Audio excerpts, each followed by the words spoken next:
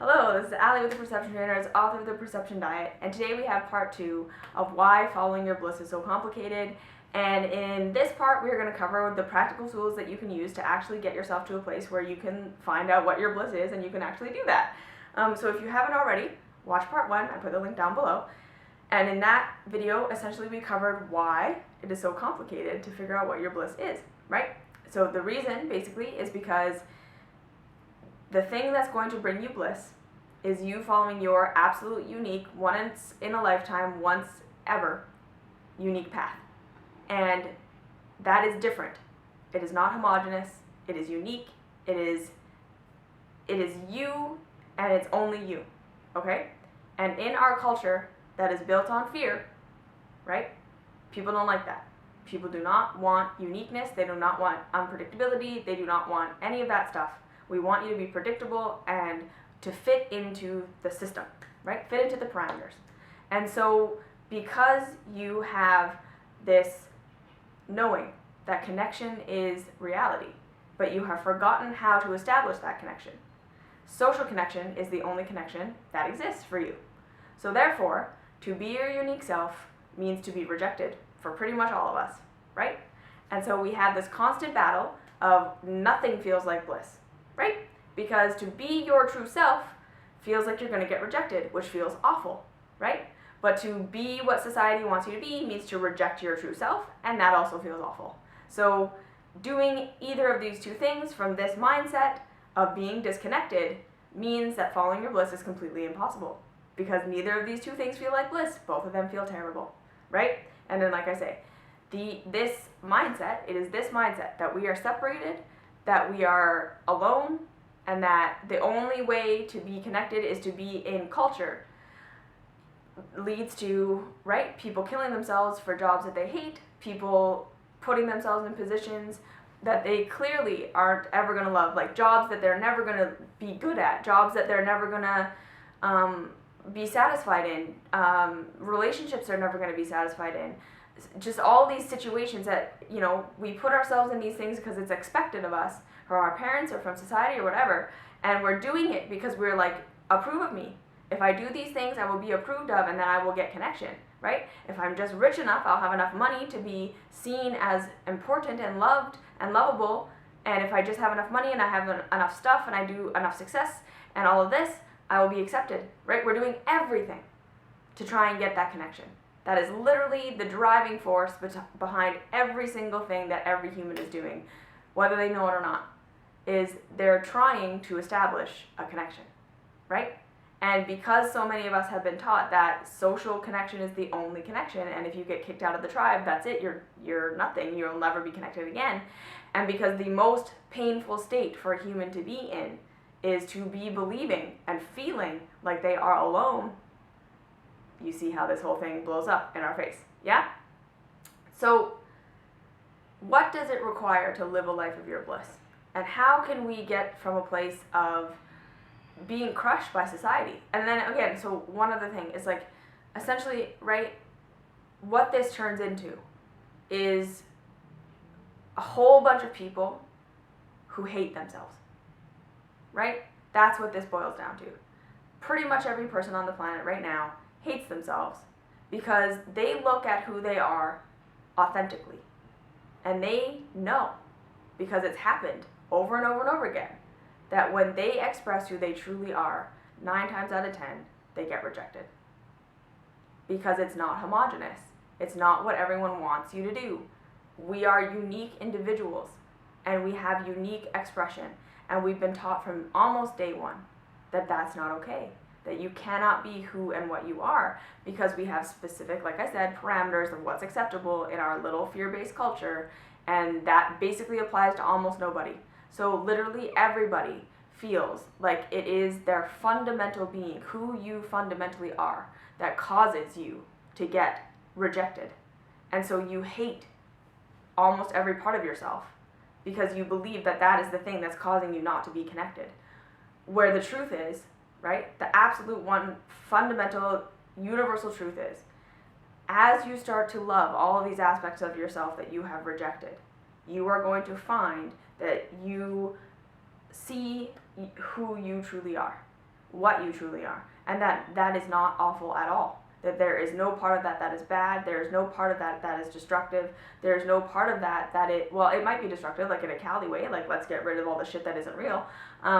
You're going to discover who you are, right? The self-love journey is realizing that like all these parts that I rejected of myself due to social conditioning because I was trying to get a connection are who I am. They're all my giftings. They're all my strengths. They're all my wisdom. It's all my knowing. It's all this awesome shit, right?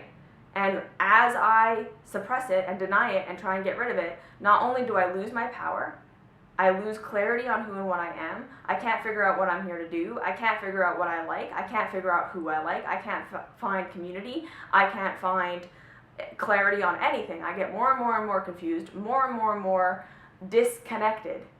And this is the thing, right? So then we fall into illness, we fall into drugs, we fall into sex, we fall into all of these self-damaging things, terrible jobs, terrible relationships, all of this stuff, because we're trying to fill that hole in a way that it cannot be filled. Okay? So step one on this process to finding out how to follow your bliss is, number one, to recognize that you have rejected so many parts of yourself because they're not socially acceptable. And so long as you're going to continue to do that, you're going to feel disconnected and you're never going to know what your bliss is. Okay, so literally, I want you to just take a few days and notice how many times in a day you berate, beat up on, question, judge, shame, I shouldn't yourself. Okay? Like literally, how many times in the day you are not allowing yourself to be who you are? How many times a day you beat up on your body? How many times in a day you feel like you're at war with your body? How many times in a day you hate what you have to do and you force yourself to do it anyways? How many times in a day you don't want to talk to the people that are around you and you do it anyways? How many times in a day you feel something and tell yourself you shouldn't feel it? How many times in a day you don't feel something and tell yourself you should be? How many times in a day you judge and criticize and berate and tear yourself down? And that, my friend, is how much of your true self you have been rejecting.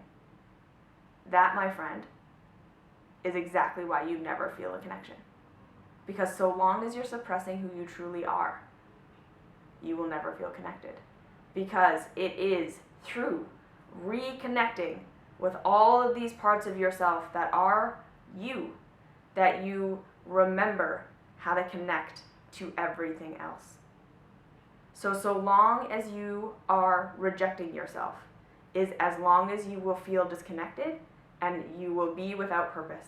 You will be without clarity. You will not know what your bliss is because you're looking for a connection outside of yourself that first and foremost must be established within. So look for all the places where you're judging yourself, beating yourself up, telling yourself you shouldn't be this, and right, this whole history you have of, well, I can't be like this thing is bad, this thing is terrible, this thing about me is, I have to reject it, I have all these stories, and da-da-da-da-da. I know you do, right? And I know you have all this evidence that supports all these things that you hate about yourself. I get it. But now you understand why they were rejected. Because they're unique, not because they're bad, not because they're broken, not because there's anything wrong with them. And now understand again, you understand from the whole Emotional Mastery series, that any part of you that you have rejected is going to come out as shadow. So that gives you even more ammo to hate yourself, right? Now you're like, well, I have an eating disorder, I can't love my eating disorder, that's a terrible thing. No, it isn't. Okay? Your eating disorder is a part of yourself that you have suppressed that is now coming out as shadow. It's a part of yourself that you thought a long time ago, you're not allowed to have that. That's going to get me rejected, right? It's your intuition. It's your knowing that you need to eat in a different way than everybody else. It's your knowing how to be healthy, right? It's all of these things. It's the strong-willed part of you. It's all of these things. And you have rejected it. And now it's coming out as shadow. You don't have an eating disorder. You don't have depression. You don't have anxiety. You have parts of yourself that have been so deeply rejected, so deeply cut off from life force energy, so deeply cut off from love, that they are now behaving as shadow. That's it. There's nothing wrong with you. All right? So that's the first key.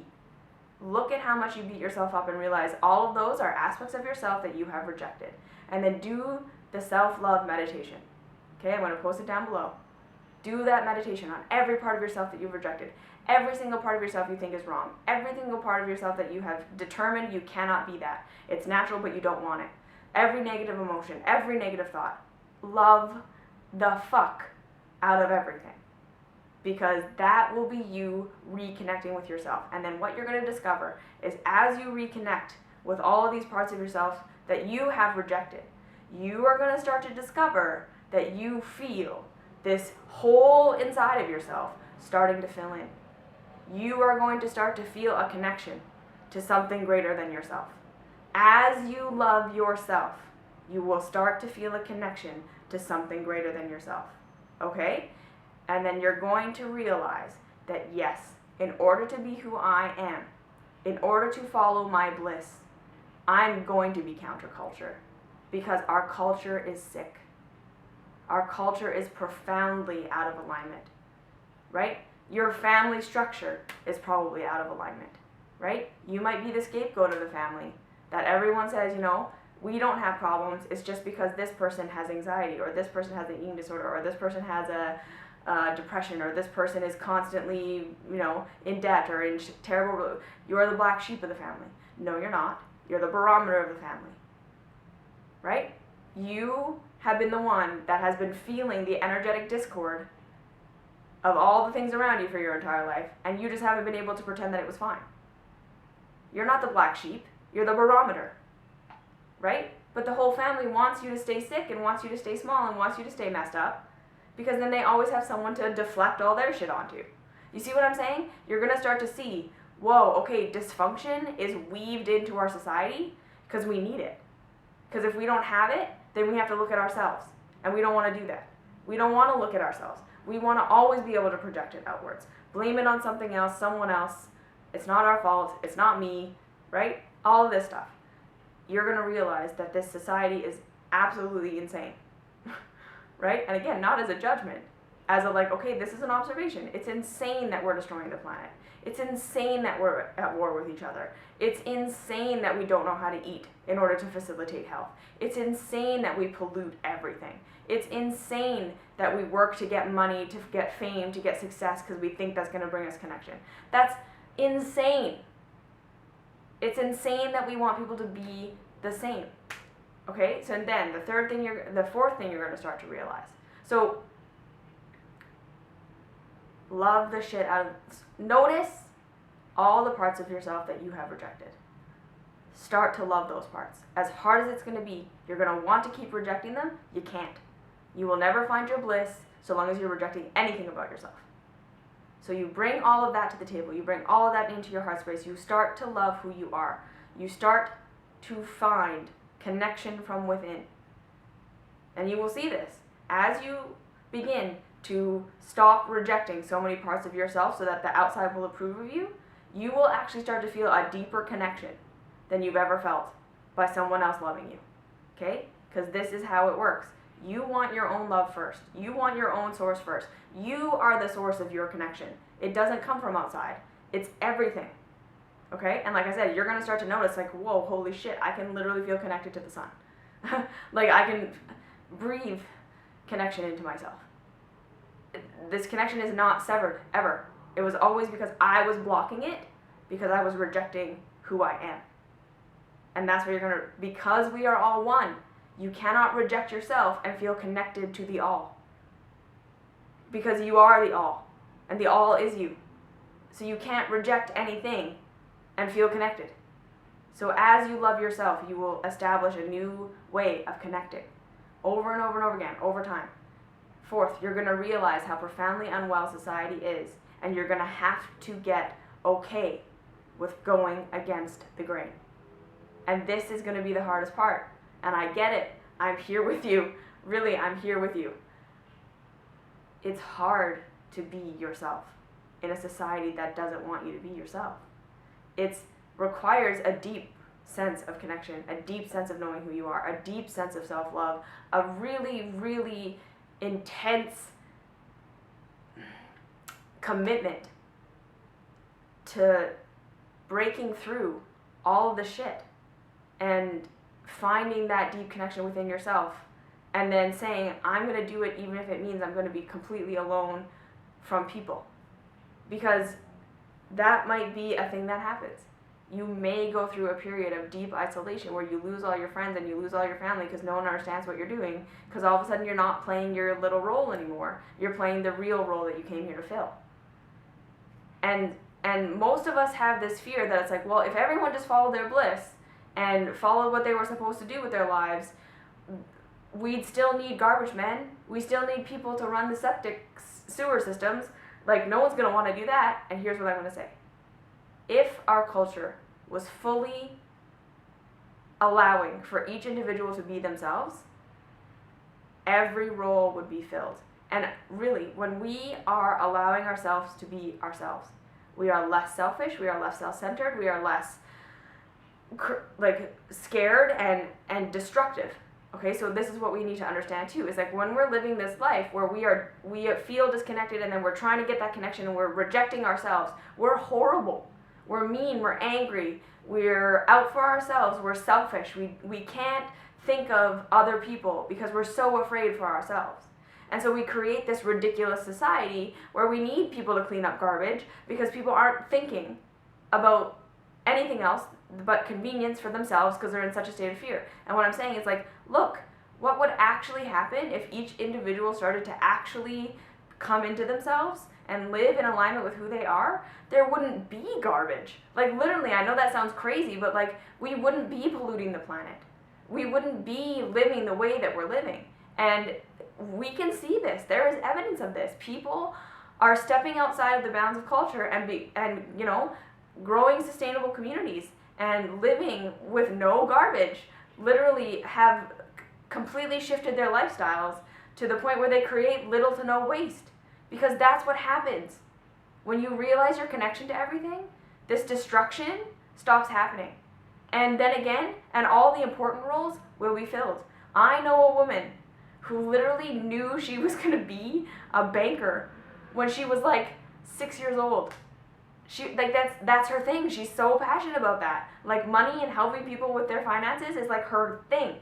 And so it's like, no, that fear that society is going to fall apart if we're all following our bliss is completely ridiculous.